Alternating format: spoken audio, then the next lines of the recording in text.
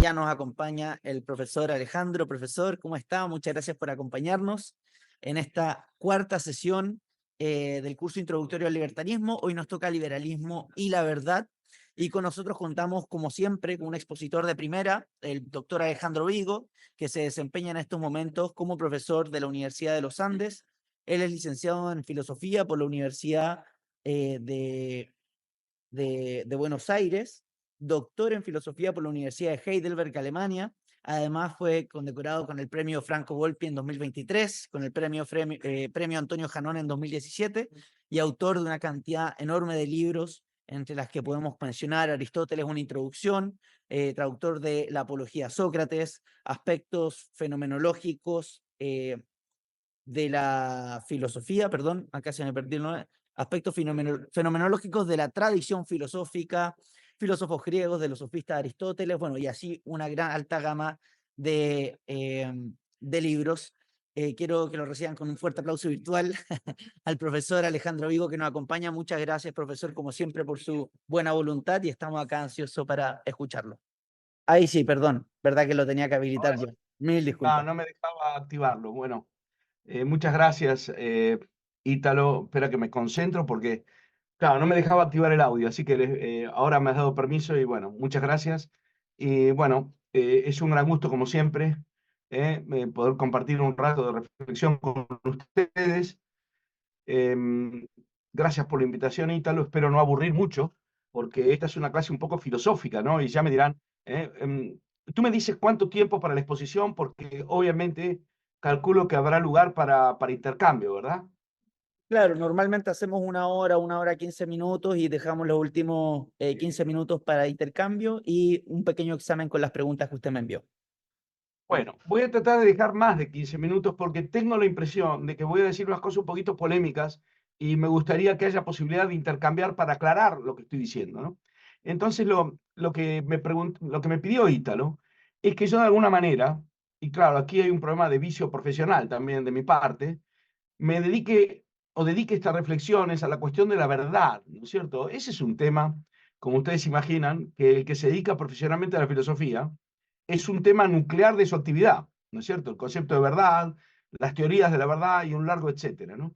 Pero claro, yo estoy tratando la manera de enfocar esto desde un punto de vista que sea interesante para un contexto como este, en el que estamos reunidos personas que con las diferencias del caso somos todos gente que escribe a un ideal político, digamos, que tiene que ver con las ideas de la libertad, el ideal liberal, o como le queramos llamar a esto, ¿no es cierto?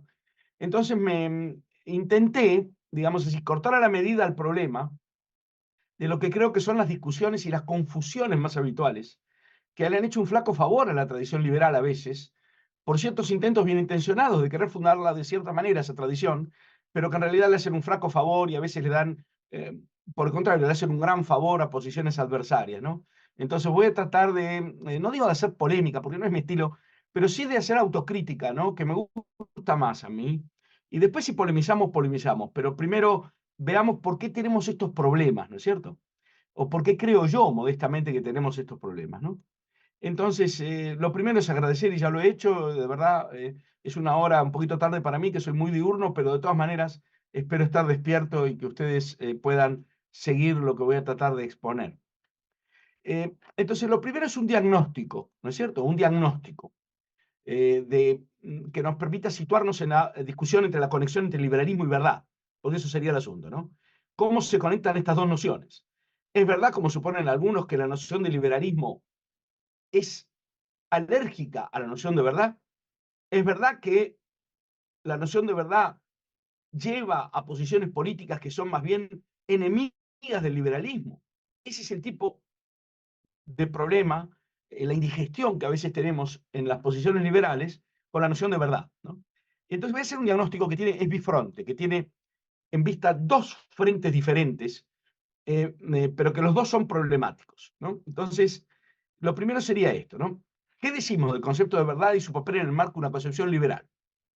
Y aquí me gustaría distinguir dificultades de signo opuesto, dos tipos de problema o dos tipos de dificultades de signo opuesto entre sí, frente a los cuales la posición liberal debe fijarse de una manera de tomar una vía que no incurra en ninguno de estos dos problemas que voy a mencionar ahora. ¿Cuáles son esos dos frentes de problemas o de dificultad? Por un lado, tenemos la suposición, muy frecuente, según la cual, digamos así, apelar a la noción de verdad, y también se podría agregar aquí la noción de bien, que es otra noción problemática desde este punto de vista, porque muchas veces ocurre también que la gente liberal se siente incómoda con la noción de bien. Es curioso eso, pero también ocurre. Eh, entonces, la suposición según la cual apelar a la noción de verdad sería incompatible con una posición liberal. Esto se ha sostenido muchas veces. ¿Por qué sería incompatible? Porque comprometería con una deriva dogmática o incluso autoritaria. La apelación a la verdad sería un recurso propio de las posiciones dogmáticas y o autoritarias. En general van juntos, el dogmatismo y el autoritarismo van juntos, naturalmente, ¿no? Además, bueno. Ha habido, sobre todo para los que somos de cierta edad, un, un momento, digamos, de gran furor de esta idea, según la cual un liberal debe prescindir de la noción de verdad, ¿no? En los años 70 y 80 del siglo pasado, esto era moneda corriente en la discusión pública. Yo les hice llegar a través de Ítalo, no sé si lo tienen todos, un texto en el que yo polemizaba con, en aquel momento, don Carlos Peña, de quien soy bastante buen amigo o colega, pero ya teníamos polémicas sobre este asunto en el año 90 y no sé cuánto, ¿no es cierto? Bueno, pero eso era un reflejo de las polémicas de los años 70 y 80. ¿Por qué? Porque mucha gente sostuvo, incluso expresamente, que el único fundamento posible para una posición liberal sería adherirse a algún tipo de relativismo. O sea, de una posición que prescinda de la noción de verdad. Por ejemplo, que la sustituya por nociones como la de eficacia o la de conveniencia o lo que sea. Pero no apelar a la noción de verdad. Según autores como Richard Rorty, en esos años muy influyente, y desde otro lado también Norberto Bobbio, en Teoría del Derecho, y los seguidores de Bobbio, en el plano local hay una voz todavía que argumenta en esos términos, no es Carlos Peña, pero es alguien que se autocalifica como liberal de izquierda, y que en realidad yo creo que de liberal tiene bien poco, pero que está siempre argumentando en una vena muy parecida a Bobbio, diciendo, bueno, la apelación a la verdad, eso es un recurso dogmático, nos va a llevar por un camino autoritario, es decir, de manera tal que un verdadero liberal, porque suele ocurrir que la gente que de izquierda, que en los años 70 y 60 eran de ultraizquierda, después nos enseñan a los liberales qué es el liberalismo, ¿no es cierto? Eso es una situación permanente. Yo me la paso oyendo sermones de gente que viene del marxismo acerca de qué tendría que sostener un liberal, ¿no? Pero en todo caso, dejando de lado eso, que es mi mal carácter, seguramente, claro, la tesis de fondo es que para ser un buen liberal había que ser un relativista, alguien que piensa que no hay manera de discutir sobre preferencias y que no hay que apelar nunca a la noción de la verdad, sino a otras cosas. Eso tuvo coyuntura, como digo, en los años 70 y 80 del siglo pasado. Después de la caída del muro, sobre todo, también, ¿eh? Porque claro, al quedarse el marxismo sin repertorio propio, lo que acordó ahora es que, bueno, tenemos una posición liberal, demócrata liberal, pero somos gente de izquierda, pero además no queremos el dogmatismo precedente. Una consideración de sentido que se dio en ese momento y que llevó por ese camino. Entonces los liberals norteamericanos, que ya se sabe que no son liberales en el sentido en que nosotros usamos este término, sino que son socialdemócratas, muchas veces de izquierda acentuada, ¿no es cierto? Como es el caso de Richard Rorty, sostenían este tipo de posición, ¿no? Y en Chile ha habido gente que ha defendido un socialismo liberal o liberalismo de izquierda, ¿no? Sobre esta misma base. Ese es el primer eje de problemas, este tipo de posición. La gente que sostiene que un orden liberal se funda en una posición relativista respecto de la verdad, es decir, una posición no cognitivista. El conocimiento y la verdad serían una amenaza. ¿Mm? Bueno. Del otro lado del esquema, tenemos otra posición que a mi juicio es igualmente peligrosa. ¿Mm? Y no espero no herir susceptibilidades con lo que voy a decir ahora. No quiero, no hago casos personales, sino simplemente comento dónde veo yo los problemas y puedo estar equivocado. Del otro lado tenemos la suposición según la cual para enfrentar el relativismo, habría que recurrir a una retórica inflacionaria de la verdad. Una retórica inflacionaria de la verdad. Que a veces adquiere resonancias cuasi teológicas y que suele adquirir expresión en el recurso a expresiones compuestas donde a la noción de verdad se le pone un apellido. el apellido más usual que se le coloca a la noción de verdad cuando se quiere dar juego a este tipo de retórica inflacionaria, la llamo yo, es la expresión verdad objetiva. Verdad objetiva. Yo le voy a confesar algo, aunque esto va a quedar grabado y estas confesiones me pueden hacer pagar la cuenta, que incluso a mí me pasó cuando fue el momento de las elecciones presidenciales últimas, que leyendo la plataforma de un partido al que tuve que votar, veía que ese partido en su declaración de principio decía que este partido cree en la verdad objetiva, ¿no? Yo en ese momento le dije a mi esposa, mira, no sigo leyendo porque si no voy a poder votar mañana. ¿Pero por qué? Ahora, ustedes me dirán, pero entonces usted no cree en la verdad objetiva. No, no, no. Yo estoy en contra de apellidar de manera confusa la noción de verdad. La noción de verdad a secas, nítida, es mucho más potente que esos apellidos que no se saben a qué responden. Les voy a poner un ejemplo que quiero decir. Para un liberal, la noción de justicia es una noción nítida y contundente. ¿Y qué tal si le poníamos el apellido justicia social? ¿La noción gana o pierde con ese apellido? Creo que estaremos casi todos de acuerdo en que pierde irremediablemente. Bueno, hay razones filosóficas de fondo para sostener que la noción de verdad objetiva no le agrega nada a la noción de verdad y le agrega una cantidad de problemas indeseados. Por ejemplo, en el mundo contemporáneo, la noción de objetividad, además de tener un montón de problemas, está monopolizada por las ciencias.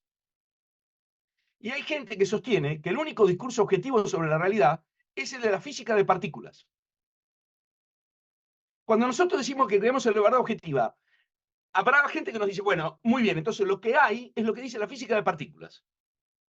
¿Mm? Y hay posiciones filosóficas que sostienen esto, que todo el discurso sobre el hombre, sobre la realidad del mundo de la vida, etcétera, es apariencial, porque el verdadero discurso sobre la realidad es el de la física de partículas. Y esta gente reclama para sí una noción robusta de objetividad.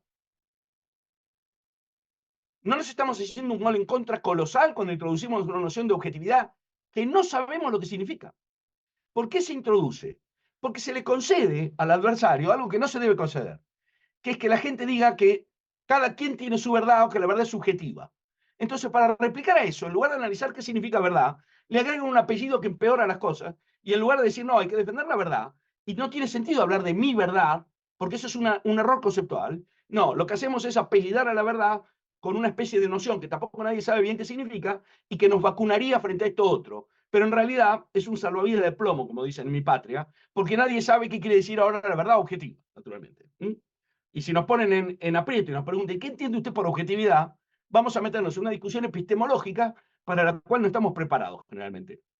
La gente que se dedica profesionalmente a la filosofía, sí, pero la gente que está en un partido político, no. ¿Y qué hace un partido diciendo que cree en la verdad objetiva? ¿Me explico? Es como si yo le dijera que en la plataforma política de un partido se pone a continuación, cree en el principio de no contradicción y cree en la mecánica newtoniana. ¿Me explico? Esos son errores categoriales en una declaración de principio. ¿No es cierto? Además, creer, y ahora vamos a ver por qué digo esto, creer significa dar por verdadero algo.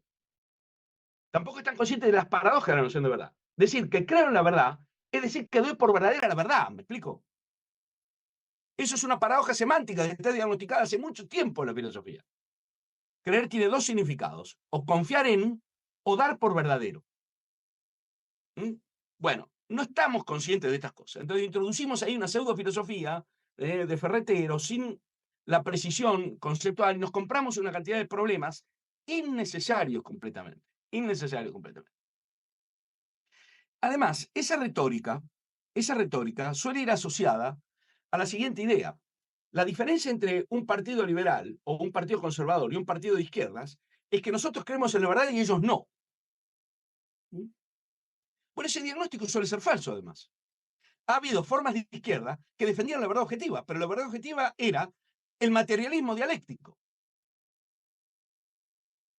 Si ustedes discuten con el marxismo y dicen que el marxismo no cree en la verdad objetiva, el marxismo clásico es una teoría falsa sobre la verdad objetiva. Porque la teoría del materialismo dialéctico es la pretensión de conocer las leyes de la historia, nada menos. No tiene nada de subjetivista eso. ¿Me explico? Que no estamos informados sobre esta cuestión. Claro, para discutir con posmodernos, digamos que toman café u otras cosas frente al bar de la Facultad de Filosofía de ciertas universidades públicas, alcanza con eso. Pero para discutir en serio cuestiones, pretender que una teoría como el marxismo no pretende ella misma ser verdadera, es desconocer el problema. El problema del marxismo es que pretende tener la verdad sobre ciertas cosas, en particular sobre la lógica que sigue la historia, nada menos. ¿Mm? Entonces, nuestra discusión con el marxismo no es tanto una discusión acerca de que el marxismo no pretende tener la verdad, sino que nuestra discusión con ellos es que pretendiendo tener la verdad están equivocados. ¿Me explico? Bueno, entonces, ¿se dan cuenta por qué digo que estas cosas son peligrosas? También desde el punto de vista retórico y desde el punto de vista del tipo de fundamento que busca una agrupación de personas que quieren defender el ideario de la libertad. ¿Mm? Porque además, cuando se usa la verdad de una manera retóricamente inflacionada, la sospecha que hay ahí es que nosotros no solo creemos en la verdad, sino creemos poseerla, que es algo totalmente distinto. Este es un punto que me parece fundamental. La noción de verdad es una noción irrenunciable para cualquier visión sensata de la racionalidad crítica. Es una noción de potencial crítico, no dogmático. Lo que es dogmático es la pretensión no argumentada de estar en posesión de la verdad, no la verdad como tal. ¿Me explico? Entonces, cuando uno tiene, en una discusión crítica, uno tiene que presuponer que la verdad es un objetivo a alcanzar en el intercambio de razones. Lo dogmático no es la verdad como tal, que es un objetivo irrenunciable. Aproximarse lo más posible a la verdad a través del intercambio de razones. Ok. Cuando nosotros defendemos el mercado, pretendemos que los que nos oyen se convenzan de que eso está más próximo a la verdad que lo que suponían antes, ¿no es cierto? Bueno, lo que es dogmático no es la noción de verdad, es la pretensión de poseerla sin argumento. ¿Me explico? Pero la retórica inflacionaria de la verdad muchas veces camufla detrás de esa retórica la pretensión injustificada de estar en posesión de la verdad. ¿Mm?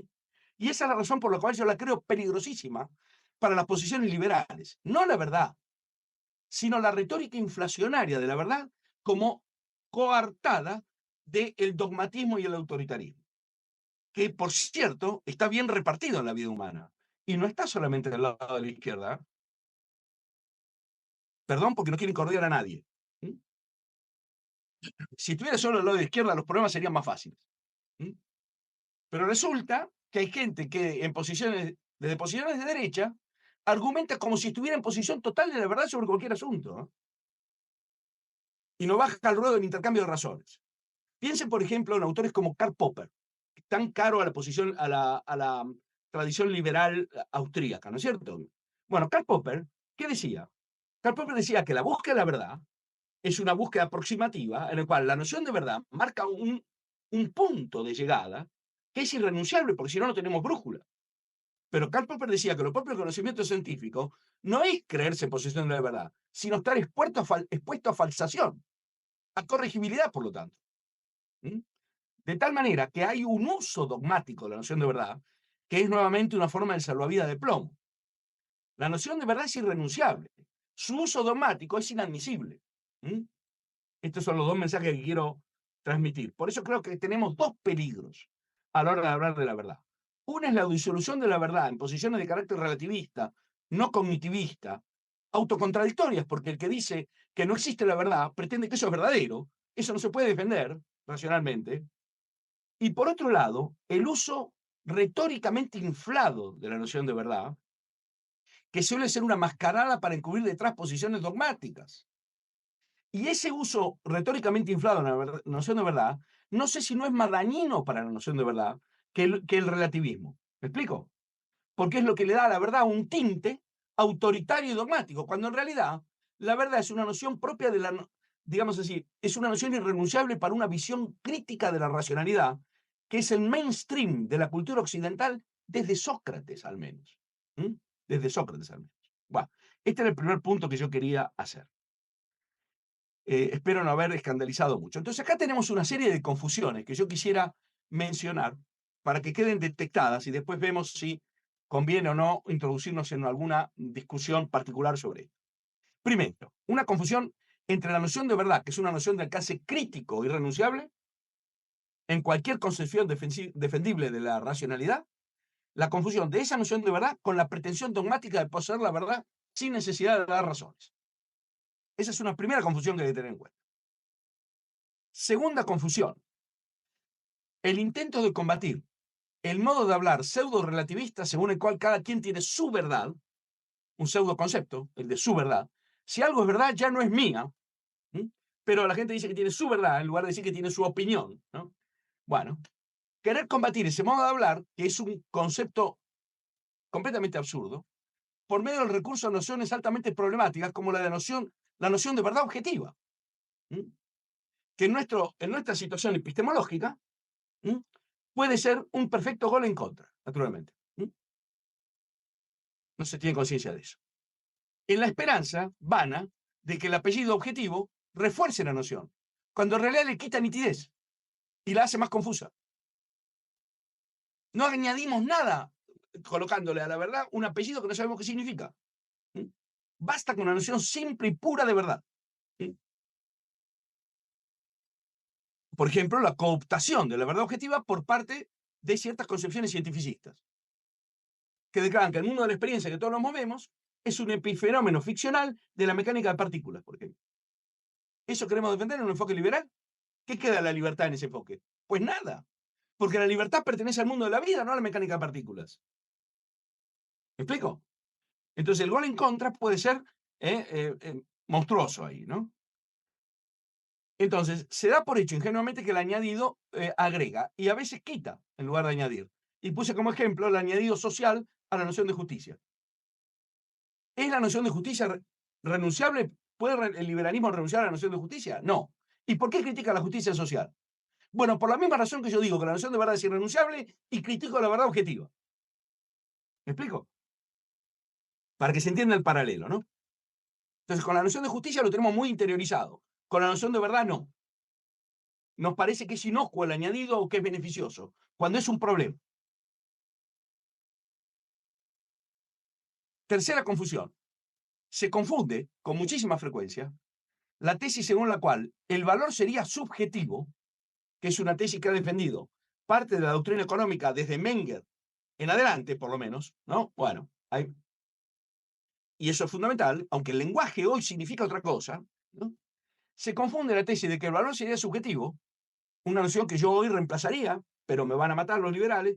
Ahora tengo en preparación un librito que a lo mejor en 2 años más quizás lo saco, sobre escasez, valor, etcétera, un enfoque protoeconómico se llama. Vamos a ver si lo logro. Pero dejemos la noción de valor subjetivo. La confusión que hay aquí es la de la tesis según la cual el valor sería subjetivo, con la idea absurda según la cual no sería posible discutir en materia de preferencias, o bien que nadie podría saber si algo es mejor o peor que otra cosa. ¿Es defender una posición liberal decir que nadie sabe si algo es mejor o peor que otra cosa? ¿O que no se puede debatir en la familia, en el colegio, en la sociedad sobre qué es mejor o peor y qué es preferible? Un liberal lo que quiere es que el gobierno no dictamine estas cosas, no que esas cosas no se puedan discutir. Si yo tengo un amigo que lleva una vida que es desastrosa, claro que lo puedo aconsejar o decirle, mira, ¿por qué no ves las cosas de otra manera? Eso no es ninguna posición antiliberal. El liberalismo no quiere decir que las personas están libradas a sus propios autoengaños sobre cuestiones fundamentales y que nadie puede cooperar con ellas a la hora de encontrar una mejor visión de las cosas. El liberalismo es la posición que dice que el poder político no puede pronunciarse sobre esas preferencias. No que los amigos, la familia, el sistema educativo, que entiendo yo ahora, no estatal, no tiene esa tarea, que los credos religiosos no tienen esa tarea.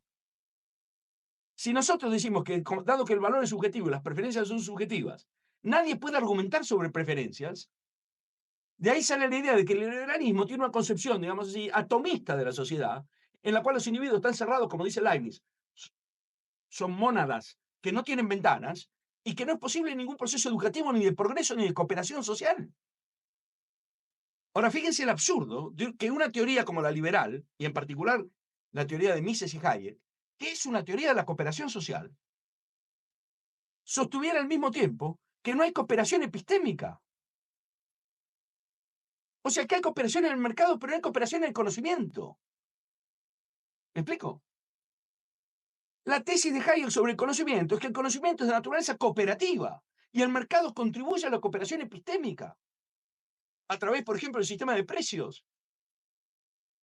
Ahora, yo puedo ahora preferir un café o un helado. Y sobre eso no puede haber mucho debate. Pero supóngase que alguien dice que prefiere no trabajar a trabajar. Bueno, el gobierno probablemente no podrá hacer nada, porque un vago, digamos así, podrá vivir como un vago. Pero los amigos le van a decir, no, mejor que trabajes. Y le van a dar razones. ¿Cómo es que no se puede argumentar en materia de preferencia? ¿Me explico? O sea que para defender una posición liberal en lo político, habría que defender un no cognitivismo en materia de preferencias. Y entonces no hay argumentación, no hay intercambio, no hay cooperación, cada quien está librado a sus propios engaños y no hay nadie que lo pueda ayudar a mejorar un poco. ¿Qué tiene que ver eso con la teoría de la limitación del poder, que es el núcleo de una concepción liberal? Porque el ojón liberal dice que la gente tiene derecho a estar equivocada, no que no puede estar equivocada. ¿Me explico? Y que al que está equivocado se lo puede ayudar, pero no se le puede imponer algo diferente de lo que piensa. Son dos tesis completamente distintas, naturalmente. Decir que alguien no puede estar equivocado es decir que no existe una verdad sobre los asuntos en cuestión. Decir que alguien estando equivocado tiene derecho a estar equivocado y que la manera de ayudarlo no es la imposición, eso es liberalismo. ¿Me explico?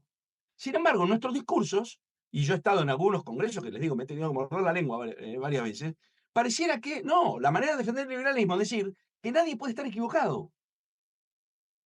Pero entonces, ¿por qué propagamos el credo liberal si nadie puede estar equivocado? ¿Por qué decimos que el intervencionismo es una teoría errónea? Me explico que son posiciones que no se sostienen, no tienen la menor consistencia interna todo eso. Y son construcciones que a veces hacemos porque estamos a la fuga, digamos así, en la defensiva, y tratamos de defendernos diciendo, no, nadie puede decir nada sobre las preferencias.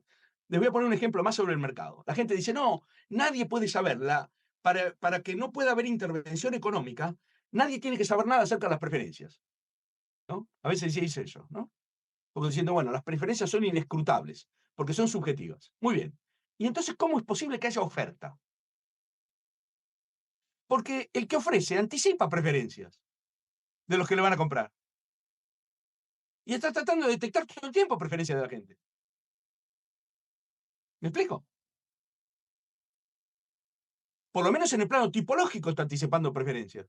Uno sabe que, por ejemplo, si hay un estadio de fútbol cerca, la gente sale con sed y va a ofrecer gaseosa, por ejemplo. O sea, eso es una anticipación tipológica de preferencias, que como esta persona no tiene ningún poder sobre las decisiones de los demás, dependerá de que alguien le quiera comprar voluntariamente la gaseosa que ofrece. Lo que el gobierno hace no es anticipar preferencias, es tomar decisiones sobre la base de anticipaciones, imponiendo esas decisiones. Pero anticipación de preferencia en el plano tipológico es una parte esencial de la vida humana. Por ejemplo, yo ahora, al planear esta intervención, dije, bueno, ¿qué le puede interesar a esta gente sobre el concepto de verdad? Puedo equivocarme, pero estoy tipológicamente intentando anticipar preferencias de un tipo de público. No puedo hacer acá una clase sobre semántica, porque no es la idea, creo. Entonces, ¿cómo entronco la cuestión de la verdad con las preferencias de personas que están en el Partido Libertario, están queriendo aclararse sobre el liberalismo? ¿Me explico? Estoy tratando de anticipar preferencias. Eso es falible, pero no es absurdo, digamos, ¿no? Entonces, una posición no cognitivista, como diciendo, bueno, las preferencias son una especie de agujero negro en la que nadie sabe qué va a ocurrir. Bueno, esa no es la manera de defender la no intervención en la economía, naturalmente, porque es una defensa que, en el mejor de los casos, si fuera victoriosa, obtendría una victoria pírrica, naturalmente. ¿Mm? Eh, bueno, entonces, paso ahora a algunas precisiones. Esta es la parte un poquito más, espero, más aburrida, pero quiero decir dos o tres cosas. Quiero distinguir tres cosas que en teoría de la verdad son elementales, pero que muchas veces se confunden en el discurso público. La noción de verdad y su opuesto.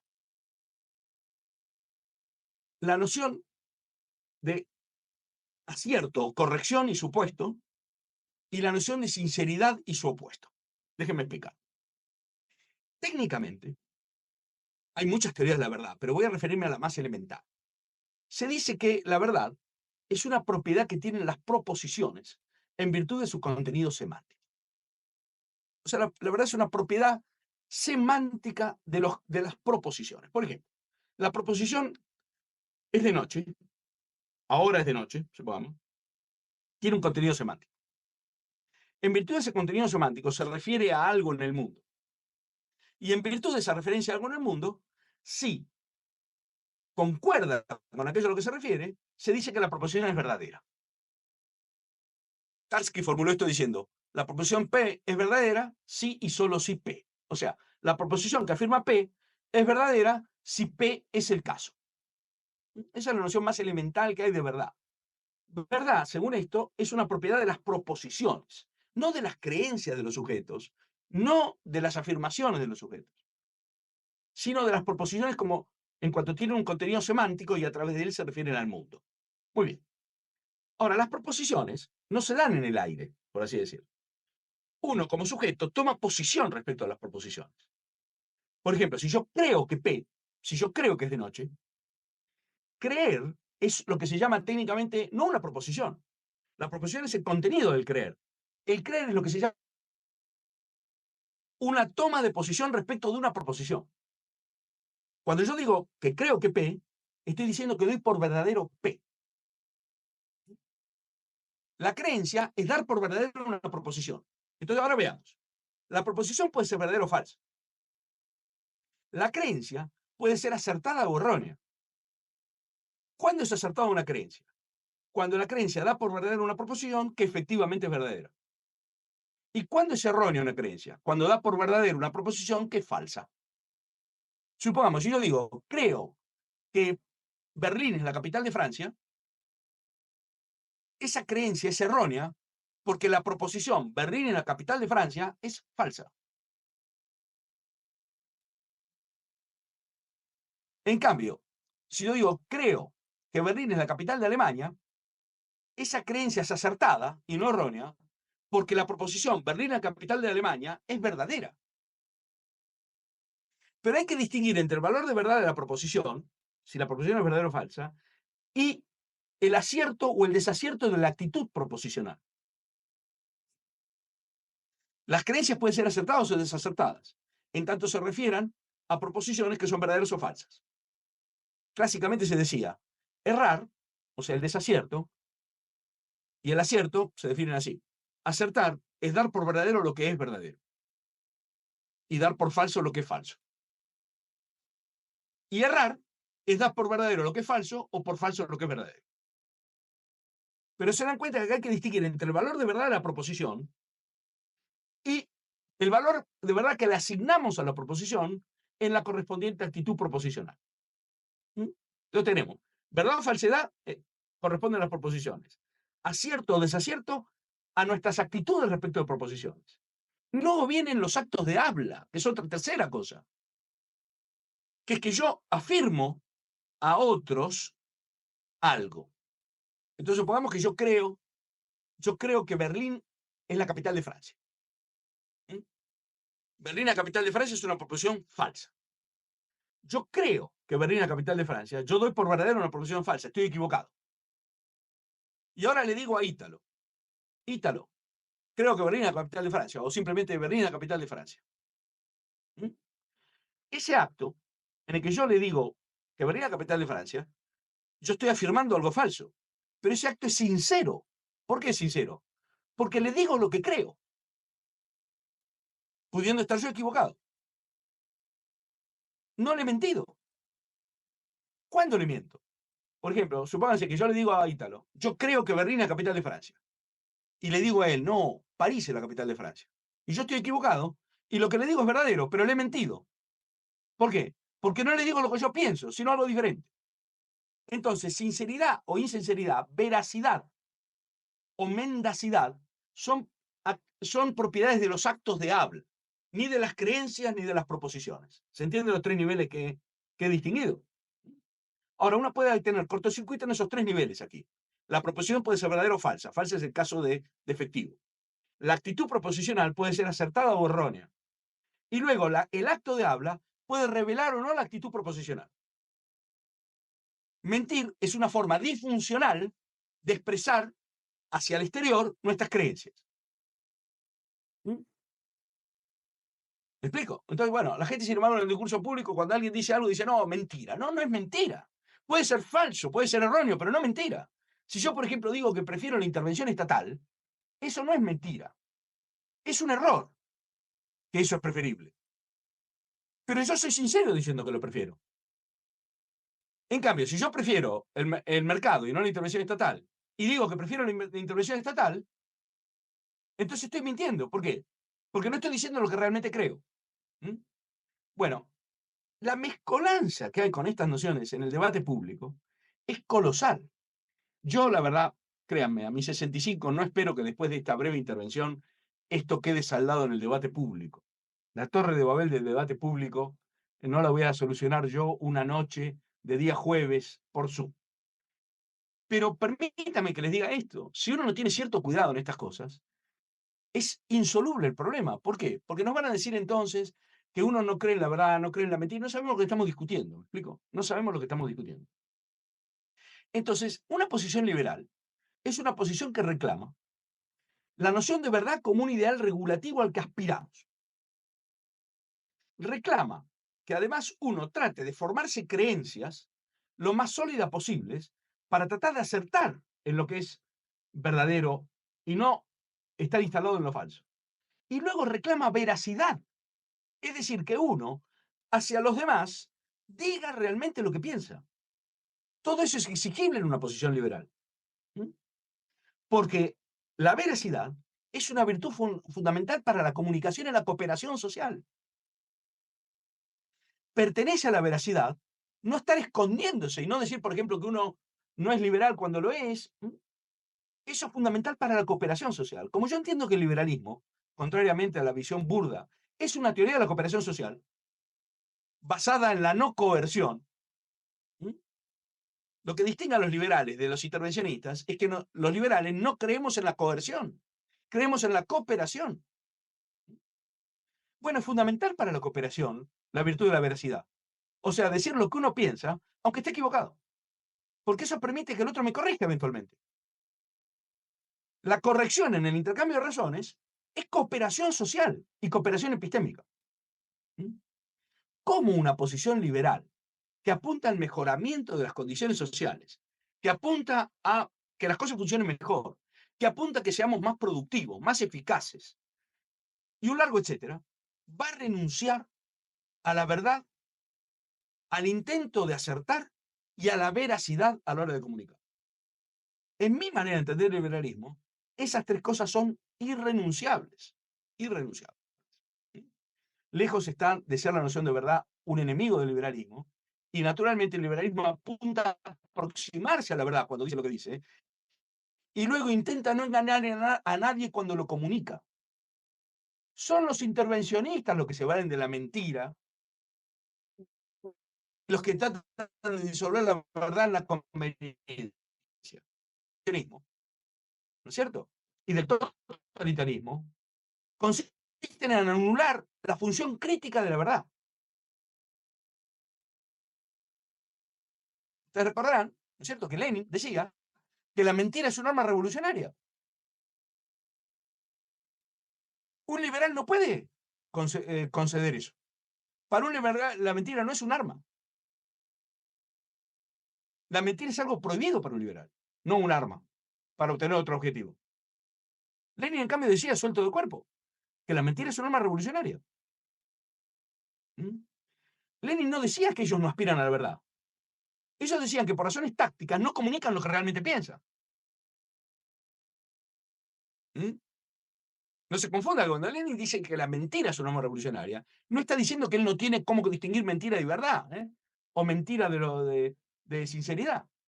Él dice que, llegado el caso, hay que ser insincero para obtener los objetivos que él cree que sabe que son los buenos. ¿Mm? Un liberal no puede jugar con esas armas. Un liberal, en la medida que apuesta a liberar de violencia el mundo y a liberar de coerción y de coacción el mundo, debe también renunciar a la mentira, porque la mentira es una forma violenta de coacción. ¿Mm? Nadie vio esto con más claridad que Immanuel Kant. La mentira es un intento de violentar al otro. Eso no puede estar en el credo de ningún liberal. Si es verdad que el liberal es el respeto irrestricto al proyecto de vida del otro. El respeto implica que muchas veces si uno considera que el otro está equivocado, pues se lo diga. Eso no es violentar al otro. Obviamente se lo puede decir de manera amigable, además, ¿no? Se puede haber una cantidad pero uno tiene que decirle al otro si piensa que el otro está equivocado, y tiene que exponerse a la réplica, si es necesario, y tiene que intercambiar razones con el otro. Eso es todo perfectamente, no solo compatible con el liberalismo, imprescindible para la cooperación social que el liberalismo tiene en vista. Nada de eso violenta al otro, ni me violenta a mí la réplica. La mentira, en cambio, violenta al otro. La mentira manipula al otro. Eso sí que se lleva de patadas con el liberalismo. Pero para poder distinguir entre lo que es mentira y lo que no lo es, hay que distinguir no solo la sinceridad de la insinceridad, sino también tener la verdad como objetivo a alcanzar. Si yo desmonto la verdad como objetivo a alcanzar, tampoco tiene mucha relevancia lo que es mentira y lo que no lo es. ¿Me explico? La distinción entre la veracidad y la mendacidad solo es relevante porque se aspira a la verdad. Si uno tacha la aspiración a la verdad, tampoco es relevante la diferencia entre decir lo que se piensa o no decirlo. Entonces, el PAC, que yo creo que un liberal debe defender, es la conexión que en el seno de una noción crítica de la racionalidad juega la orientación hacia la verdad, no la pretensión de poseerla, la orientación hacia la verdad. Todos los que participamos de un debate nos sometemos a la verdad y tratamos de alcanzarla. Ahí nadie tiene una tutela sobre los demás. Segundo, la pretensión de alcanzar o de aproximarse a la verdad. Y tercero, la veracidad en el plano de la comunicación, porque es la única manera de garantizar la genuina cooperación social. También allí donde hablamos de cooperación epistémica. El conocimiento es una tarea cooperativa. Esto lo vio Hayek con toda claridad. Recuerden aquel artículo colosal, The Use of Knowledge in Society, ¿no? Ahí Hayek muestra que el sistema de precios es colosal. ¿Por qué? Porque hace posible la cooperación social y es una manera de transmitir conocimiento e información, según Hayek. O sea, el contexto es, el conocimiento es cooperativo y está al servicio de la cooperación, además. Bueno, estas son cosas que me parecen esenciales para un credo liberal, digamos así, robusto en su visión de sí mismo, en la manera en que se comprende a sí mismo. Nada de esto hace que uno retroceda un ápice en su combate contra la imposición, todo lo contrario. La verdad como ideal al cual todo el mundo se somete voluntariamente es lo más opuesto que hay a un régimen de imposición. Porque un régimen de imposición es un régimen en el cual alguien impone su voluntad a la voluntad de los otros. No cuando todos se sujetan al ideal regulativo de alcanzar en la mayor medida posible la verdad sobre un asunto relevante, ¿no es cierto? Para todos. Entonces yo creo que el credo liberal, ¿no es cierto?, no puede presentarse a sí mismo de una manera que le produzca tanto daño. Fíjense ustedes que en la visión habitual del liberalismo, el liberalismo sería una teoría del darwinismo social. Yo lo estoy presentando como una teoría de la cooperación social. El liberalismo estaría fundado en el relativismo. Yo estoy diciendo que la verdad es irrenunciable para un liberal. El liberalismo estaría fundado en la voluntad del más fuerte, pero yo estoy diciendo que uno nunca debe manipular y engañar al prójimo. La mentira es una forma de manipulación. ¿Cómo va a ser atractivo el liberalismo si fuera una teoría del darwinismo social que se trata de la imposición del más fuerte y que además, digamos así, no tiene nada que ver con el intento compartido de alcanzar la verdad? ¿A quién podría convencer un prospecto de esa naturaleza? Por fortuna, en los años más recientes, la presentación que el liberalismo está haciendo de sí mismo, también por parte de algunos mandatarios que han logrado una increíble popularidad, que nadie podía profetizarla hace 2 años atrás, en la región, han visto con creciente claridad que el fundamento del liberalismo es moral, naturalmente. La fundamentación liberal no es una fundamentación que está explicada en términos de eficacia. El liberalismo además es más eficaz, pero sus bases son morales. Porque el respeto irrestricto al proyecto de vida ajeno, el respeto por la libertad ajeno, no está fundado en razones de eficacia. Está fundado en razones de intangibilidad de la dignidad del prójimo. Porque el otro es capaz de actuar moralmente, porque es un ser libre. Y por eso es intangible. Si el liberalismo recupera esta visión de sí mismo, yo creo que va a tener mejores cartas también para poder discutir productivamente en el contexto de una sociedad, digamos, muy diversa, con un flujo de informativo y de confusión babélica en muchos puntos, pero donde, digamos así, la fuerza de este tipo de razones adquiere cada vez más la capacidad de persuadir, porque obviamente los ejemplos de, digamos, palmarios que tenemos, de programas de imposición, digamos así, de programas que no respetan, uno a veces dice, bueno, eh, a veces se dice, bueno, la verdad sería el peligro del autoritarismo, ¿no? Pero si el autoritarismo en la historia ha sido en general, han sido formas que han negado la verdad en realidad. Piensen ustedes en Mussolini.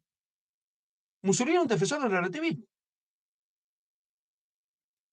Piensen ustedes en Hitler. Para Hitler la noción de verdad, una verdad a la que hubiera que someterse es un absurdo, naturalmente. Por eso Hitler quería fundar incluso una ciencia nacional socialista. ¿Mm? La matriz, digamos, de la concepción, digamos, occidental de la racionalidad crítica, que es de origen socrático, es completamente distinta a eso. Y yo creo que un liberalismo bien entendido está situado dentro de esa matriz, no fuera de ella. ¿Mm? Bueno, no sé si con esto eh, eh, he podido aprovechar 45 minutos. ¿Seguimos un poco más o quieren que demos lugar a un intercambio? Como usted prefiera, profesor, hay unas preguntas en el chat de Camilo, Claro, ahí está el punto, ¿no? si le interesa, y también aquellos que quieran hacer preguntas pueden levantar la mano y yo les permito activar el Bueno, audio. ¿tú me puedes leer las preguntas? Porque Sí, yo aquí, sí, las por veo, pero supuesto. si me las lees, tú me haces un favor. Sí, por supuesto. La primera pregunta es, ¿calificaría el discurso de Milei como inflacionario respecto de la verdad? Bueno, no creo, a ver, no lo sé bien, ¿eh? No he analizado todo lo que dice Milei sobre la verdad, pero Milei, yo a Milei me estaba refiriendo elípticamente cuando decía que Milei se ha dado cuenta de que la manera de fundamentar el liberalismo es moral, ética, y no consecuencialista, no en términos de eficacia. Cuando Milei repite hasta el cansancio que el liberalismo no es el proyecto de vida, es el respeto irrestricto al proyecto de vida, está diciendo que los demás, en cuanto a seres libres, tienen una dignidad que es intangible. ¿Mm? Cuando Milei habla de la verdad o no, habría que ver caso a caso si se extralimita en eso, ¿no? ¿Qué quiero decir con esto? ¿Dónde aparecería para mí la extralimitación? En lo siguiente, es decir, nosotros tenemos la verdad y además nosotros pretendemos la verdad y los otros no pretenden alcanzar la verdad. Si uno dijera eso, cierra toda posibilidad de intercambio crítico, porque entonces ahora la discusión es entre los que poseen la verdad y los que están en el error. Pero eso no se aviene bien con el falibilismo que es propio de una mentalidad liberal, que es que yo aspiro a la verdad, pero puedo estar equivocado. Discutamos. ¿Mm? Yo sé que en la lucha política esto puede parecer un signo de debilidad. Para mí es un signo de fortaleza. La disposición a intercambiar razones y a convencer o dejarse convencer es un signo de fortaleza. Ahora, en las campañas políticas, yo no sé si se puede hacer esto. Yo no soy un político activo. ¿Mm? Quizá en las campañas políticas hay que mezclar los dos registros, no lo sé. Ahí yo no puedo aconsejar. Pero a mí me parece que el signo de debilidad, es decir, por ejemplo, si uno, por ejemplo, desde una posición liberal dice que los que son de izquierda son todos locos o alienados, o son toda gente enferma, o son gente que renuncia a la verdad, lo que está diciendo es que esa gente no puede ser convencida. ¿Y por qué hace campaña entonces uno? ¿Y cómo explica entonces que tanta gente joven haya apoyado a Milei? Si se convencieron. Y muchos eran de izquierda. ¿Me explico? Entonces es una cierta autocontradicción. Decir que, por ejemplo, los zurdos, a mí no me gusta esa manera de hablar, lo digo francamente, entiendo la retórica de tribuna, pero yo no practico eso, yo soy profesor, no soy político. Eh, los zurdos son todos enfermos. Bueno, los zurdos son todos enfermos, o sea, son alienados. Y entonces, ¿cómo espero convencerlos? ¿Mm? Si el autoengaño fuera insuperable, lo que queda es la lucha de todos contra todos, no la argumentación. Yo tengo que darle siempre crédito al otro de que es posible para él también enmendarse y ver lo mejor. Y tengo que dar las mejores razones posibles para que se enmiende y lo vea mejor. No estoy hablando de la gente que está dispuesta a la violencia o me quiere matar. Estoy hablando de la gente que sostiene ciertas cosas, erróneas a mi juicio. A esa gente tengo que darle el beneficio de que si le doy mejores razones, eventualmente se convencerá. Si yo no tengo esa hipótesis de trabajo, no tiene sentido la argumentación. ¿Mm? Y Milei ha logrado convencer a un montón de gente que hasta hace muy poco tiempo pensaba exactamente lo contrario de lo que él dice. O sea que la vida de Milei es el mejor ejemplo de lo bueno que es otorgarle a todo el mundo la posibilidad de enmendarse, empezando por uno mismo, naturalmente. Pero si uno los califica como enfermos, como psicópatas, como gente que está alienada, o sea, ¿cómo espera poder atraerlos a algo que parece más razonable? Hay que tener mucho cuidado con eso. La patologización del rival es el camino a la lucha de todos contra todos. No hay que patologizar a la gente que no está de acuerdo con nosotros. Ciertamente hay algunos psicópatas en todas partes, también en posiciones de derecha, ¿eh? Pero como estrategia, empezar patologizando al adversario, yo creo que es una pésima estrategia. Pero bueno, yo no soy político. No sé si con esto respondo en alguna medida, ¿eh? Maravilloso, profesor. Voy a leer las preguntas y ya te doy la palabra, Enzo. La otra pregunta es, desde un punto científico, teoría del conocimiento, ¿no es posible hablar de verdad objetiva, dado que nuestra única manera de acceder a la verdad es a través de nuestros sentidos y el lenguaje como el único mecanismo para coordinar con otros un acuerdo sobre la verdad? ¿Es así? Bueno, la noción de verdad objetiva es una noción que está lastrada por una cantidad de discusiones. Yo proponía no usarla. Yo proponía usar solamente la noción de verdad. Porque si ya tenemos problemas con la noción de verdad, imagínense con la noción de objetividad. Pero yo no puedo hacer acá yo esta mañana di clases sobre la crítica a la razón pura. O sea, no puedo hacer ahora un seminario de ese tipo. Pero quiero decir, la noción de objetividad, lejos de aclarar las cosas, agrega todo un set de problemas adicionales, entre otros los que menciona esta pregunta. ¿Qué entendemos por objetividad? Porque esta pregunta supone que la objetividad sería algo así como la falta de toda mediación. No habría que tener mediación lingüística, no habría que tener ningún tipo de mediación de nuestras capacidades cognitivas para poder hablar de objetividad. Sería como ver el mundo desde ninguna parte, lo que algunos filósofos llaman the view from nowhere. Bueno, si eso se entiende por objetividad, naturalmente es inalcanzable para el hombre, porque la posición del hombre es siempre situada y está mediada por recursos cognitivos como el lenguaje o los conceptos. ¿Mm? Claro, pero hay otras nociones de objetividad menos robustas que esa o menos pretenciosas que esa. Entonces, la noción de objetividad no aclara la noción de verdad, no sé si me explico. Introduce una cantidad de problemas teóricos, algunos terriblemente difíciles, ¿no? Por eso mi propuesta en un contexto como este, que no estamos haciendo un seminario de filosofía, es no querer enfatizar la noción de verdad, recuperar el poder de la noción de verdad, no agregarle cosas. Lo mismo que con la justicia. No ganamos nada diciendo justicia social, pero tenemos que defender la justicia, naturalmente. Un liberal no está en contra de la justicia. Dice que es injusto robarle a uno para darle a otros. O estoy yo muy equivocado. Pero entonces, ¿cómo va a atacar la noción de justicia? Lo que ocurre es que la noción de justicia social es un artilugio verbal por medio del cual se justifica el robo de uno para darle a otros. Y eso es lo que discute un liberal. Lo que el liberal discute es que esa noción de justicia en realidad es una forma de llamarla la injusticia y la arbitrariedad. Pero si uno toma la noción de justicia social en el sentido que un orden liberal aspira a ser un orden social justo, ¿cómo no va a defender eso un liberal, naturalmente? Pero no alcanza con la noción de justicia. ¿Por qué hay que agregar la noción de justicia social ahora? ¿Cuál es el caballo de Troya que se mete a través de ese adjetivo? Bueno, a través del adjetivo objetiva, para la verdad, se meten caballos de Troya también, que uno ni siquiera tiene noción de que están ahí, ¿no? Entonces, volvamos a recuperar la fuerza elemental de las palabras fundamentales. Justicia, verdad. ¿Mm? Los apellidos aquí, mala cosa. ¿Mm? Pero es una opinión, ¿eh? Muchas gracias, profesor. Ahora voy a dar la palabra a Enzo, ya que para ir intercalando entre las preguntas escritas y el diálogo. Ya. Adelante, Enzo.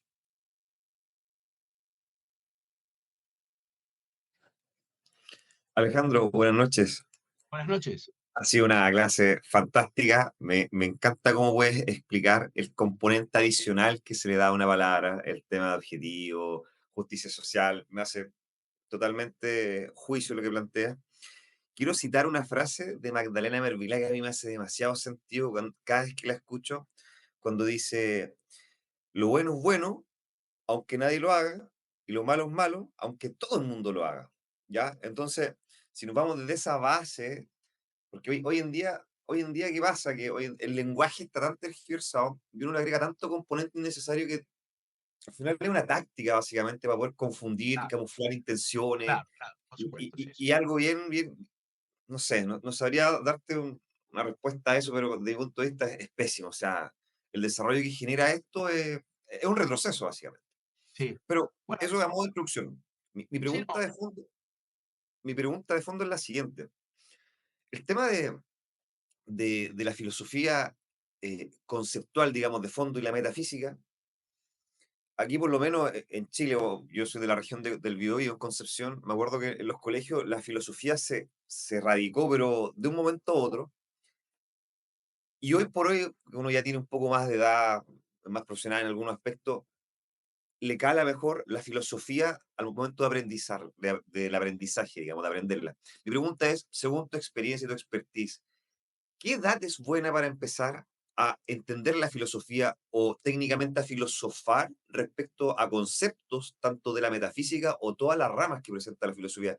Porque yo creo que hay una carencia tremenda en Chile al respecto de este tema, porque, como tú dices, agregarle un apellido a una definición conceptual tan conocida confunde de una manera en que claro, se dejan manipular bajo el concepto por todo el bombardeo que genera, colocarle el apellido. Y claro, ahí es cierto, donde se generan estos discursos rimbombantes que en realidad tú, si le prestas atención, te das cuenta que no te dicen nada. nada, Es exactamente. increíble, nada. Ese es el problema, exactamente, ¿no? Sí, comparto totalmente el juicio. Mira, déjame citar nuevamente a Richard Rorty. No, gracias, Enzo. Déjame citar a Richard Rorty. Rorty decía, Rorty era un posmoderno, era un hombre de una agudeza muy notable. Él defendía un posmodernismo relativista de carácter pragmatista. Decía, bueno, nosotros somos liberales que leemos a Nietzsche y a Heidegger para la edificación personal, pero que en el asunto social lo único que queremos es evitar la crueldad, ¿no? Y no hay, there is no big picture, no hay pintura grande.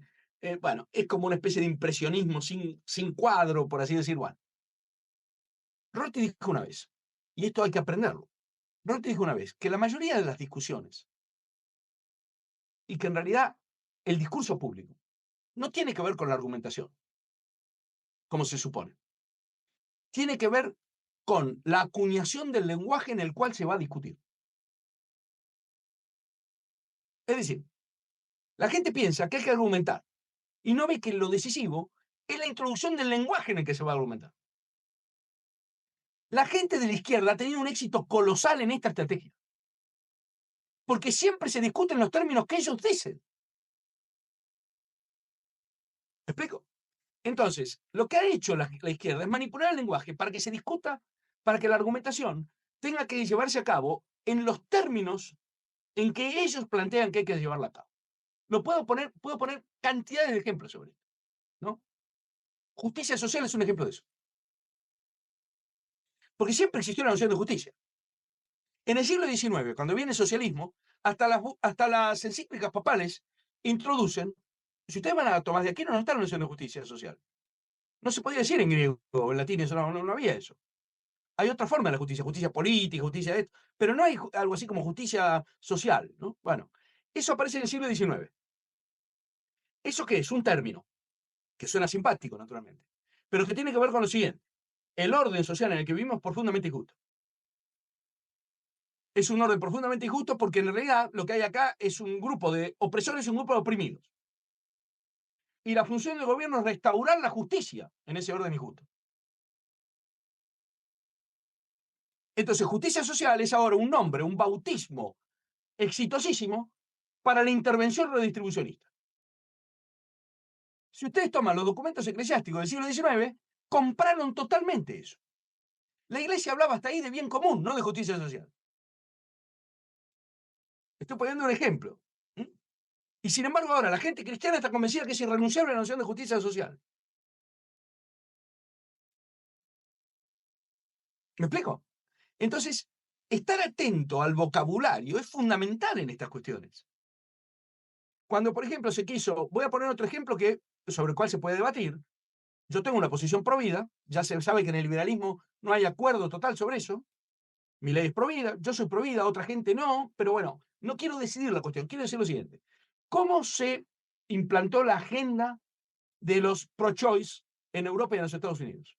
Por lo pronto, no hablando más de aborto, sino de interrupción voluntaria del embarazo.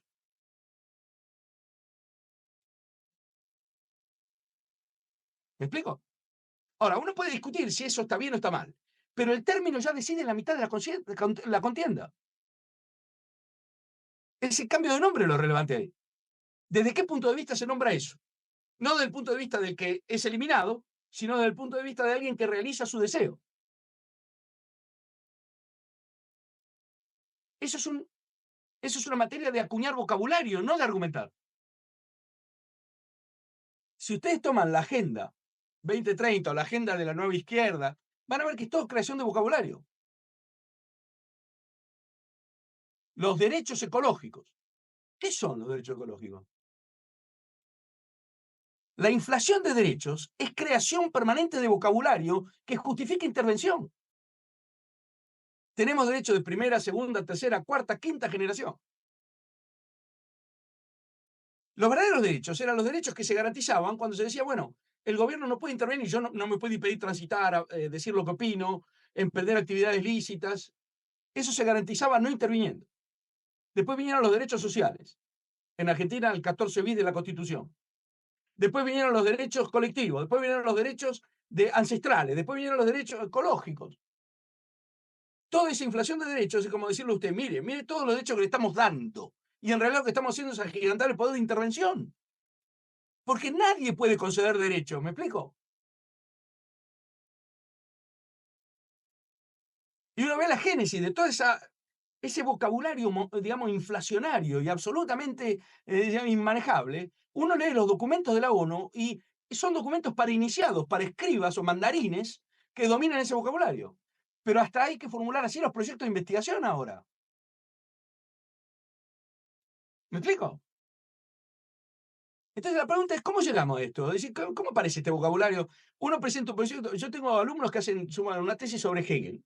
Le preguntan en el formulario impacto sobre el medio.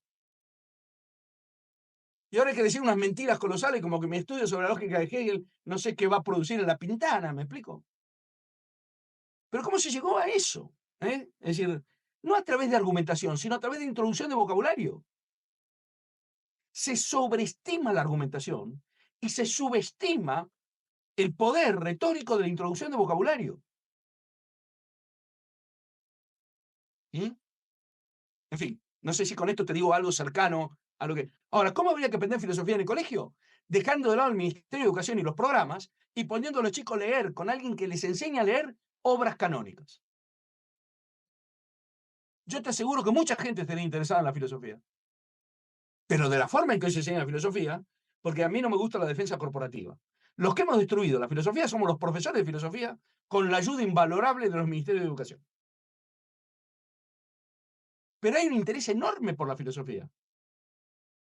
A mí, chicos, por ejemplo, de España, una familia acomodada de España me dice, ¿no le pueden enseñar filosofía a mi hija de 15 años? Si la gente quiere saber cosas. Pero si uno le pone un programa totalmente burocratizado, de carácter napoleónico, nadie puede entender nada de eso.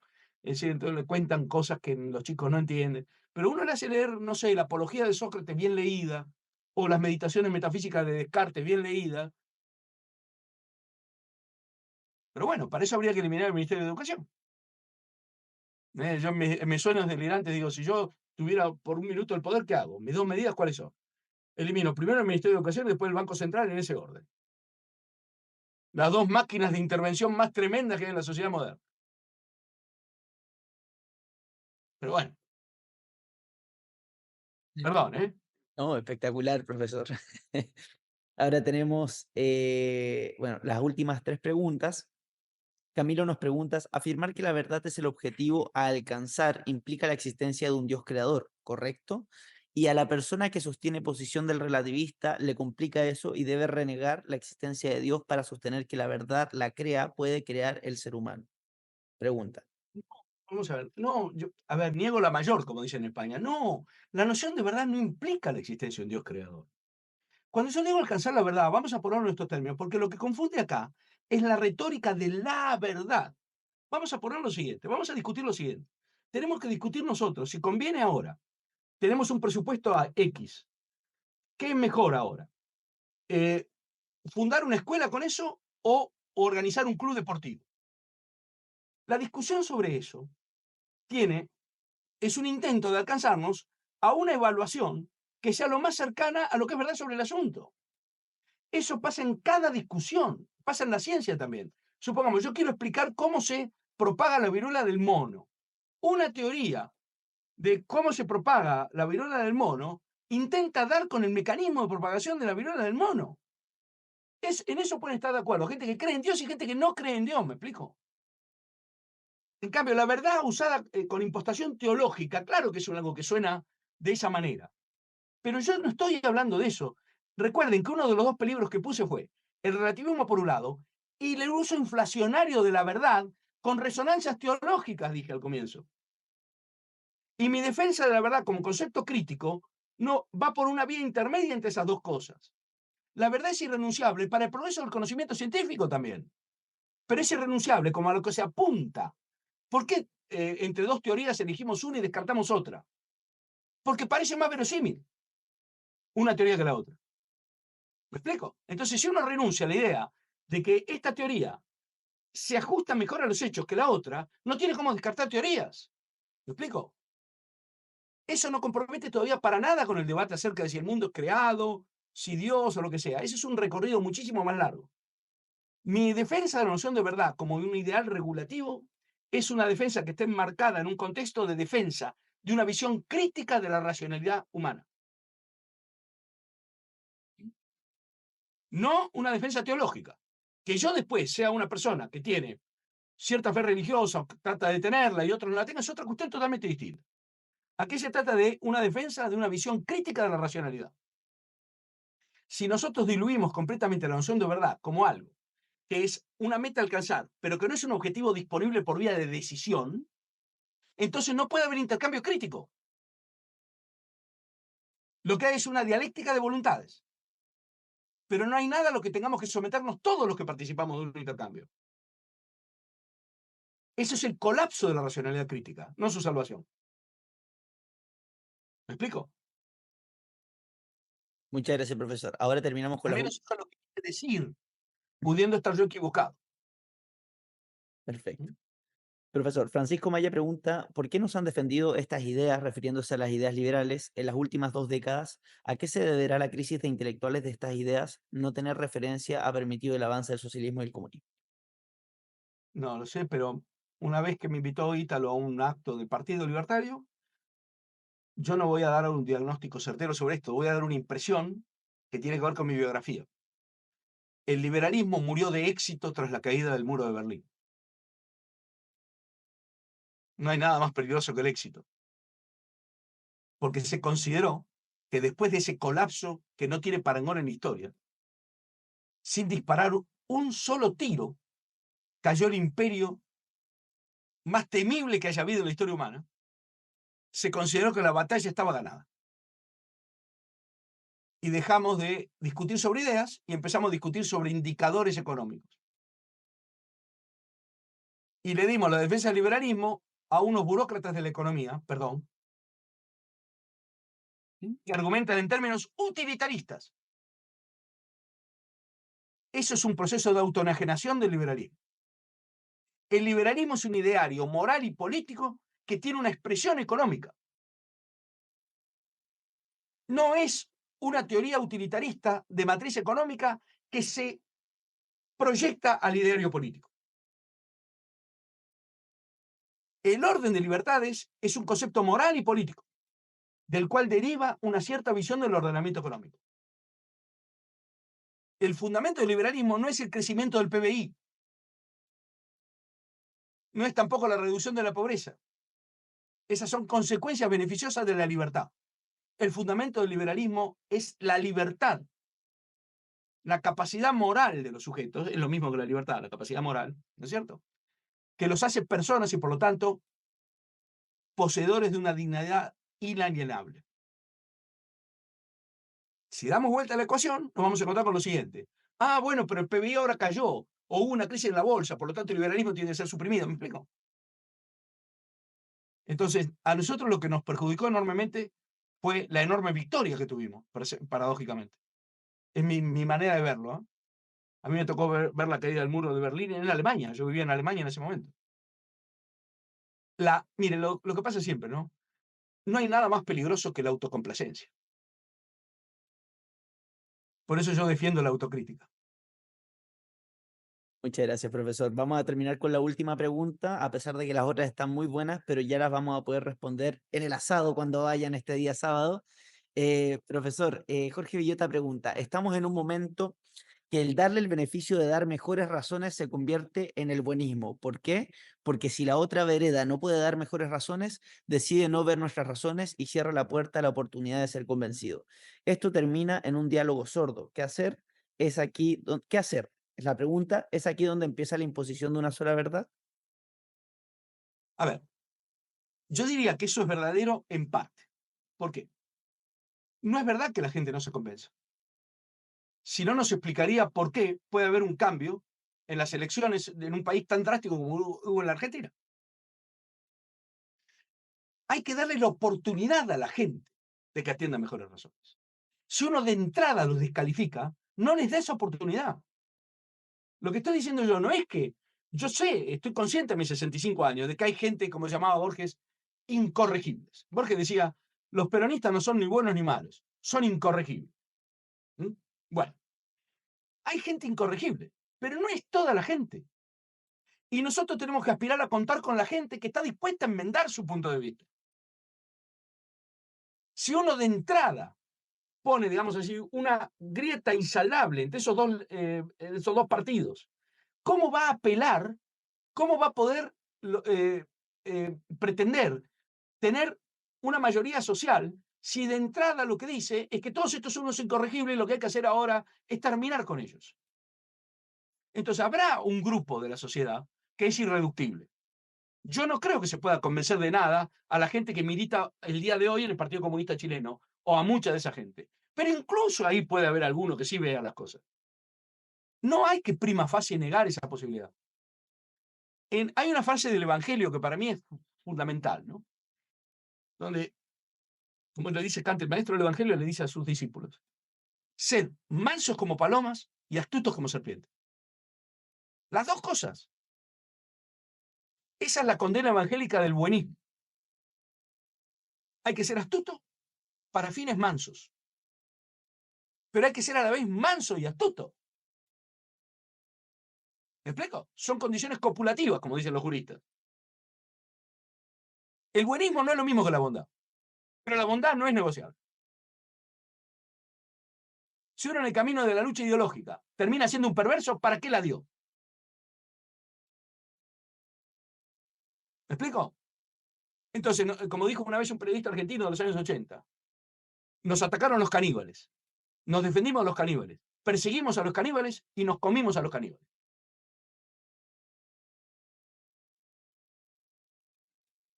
¿Me explico? ¿Cuál es la lógica de eso? No. No hay que ser un crédulo, no hay que ser un buenista, hay que ser bueno. Y hay que ser contundente cuando se argumenta, pero dándole la posibilidad al otro de que vea. Y eventualmente el otro también me pueda servir a mí alguna cosa. ¿Mm? Por ejemplo, yo llegué a Chile en el 93, en Chile en un avión lanzado a propulsión a chorro. Imagínense, yo venía de Alemania, pero yo soy argentino. Decía, pero ¿cómo puede ser esto? Aquí la gente se lleva bien y esto progresa. Y este era el país más pobre de Latinoamérica, solo superado por Haití. Y yo bajé al metro una vez y creo que en el Golf, la marca alemana Roventa había puesto un cartel que decía Ich liebe dich, Foxley. Le declaraba amor una marca alemana al ministro de Hacienda.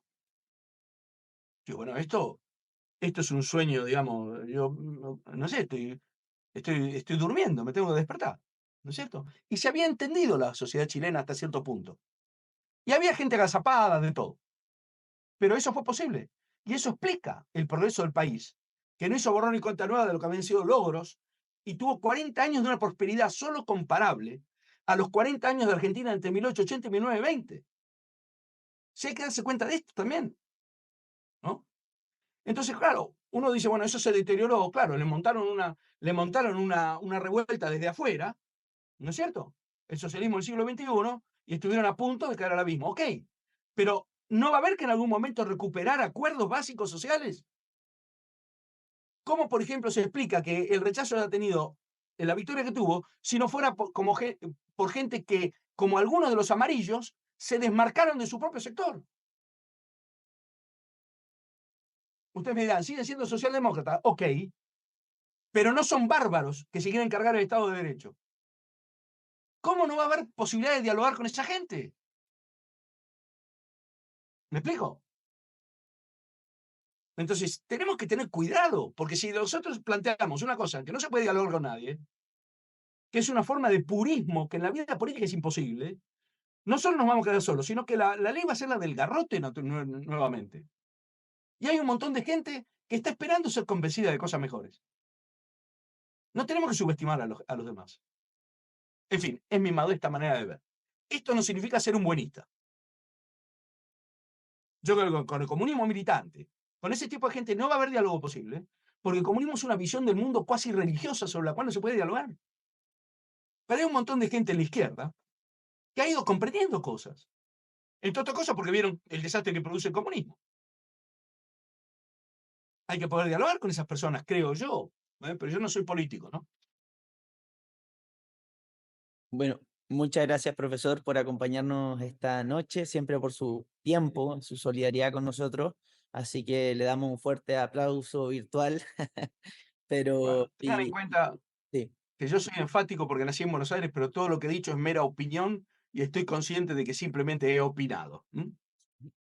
muchas gracias, Espero que profesor. sea de alguna utilidad. No, tremendo, Gracias a tremendo. todos. Muchas gracias, profesor. Bueno.